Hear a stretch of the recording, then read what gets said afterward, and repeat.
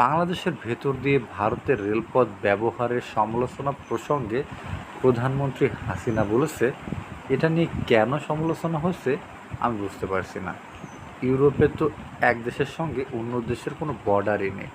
তারা কি বিক্রি হয়ে গেছে? এতে বরং তাদের যোগাযোগ সুবিধা বেড়ে গেছে, ব্যবসা বাণিজ্যও বেড়েছে।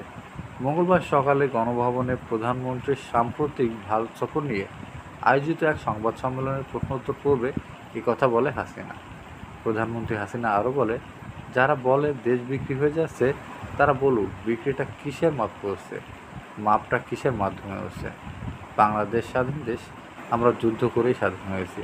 সারা বিশ্বে একটিমাত্র মিত্রশক্তি ভারত, যারা আমাদের মুক্তিযোদ্ধার সঙ্গে কাঁধে কাঁধ মিলিয়ে যুদ্ধ করে এবং স্বাধীন করে দিয়েছে। পৃথিবীর বিভিন্ন দেশেই কোনো দেশে যুদ্ধ সহযোগিতা করে এলে তারা সেখান থেকে যায়। বিজয়ী হওয়ার পরও তারা দেশ ছাড়ে না। এরকম অসংখ্য নজির আমরা দেখেছি। অথচ ভারত আমাদের মিত্র হিসাবে যুদ্ধ করেছে এবং জাতির পিতার আহ্বানে ফিরেও গেছে। শেখ হাসিনা বলেন, রেলপথ ব্যবহারের ফলে আমাদের ব্যবসা বাণিজ্য সহজ হচ্ছে, ওইসব এলাকার মানুষের সাথে যোগাযোগ সহজ হচ্ছে।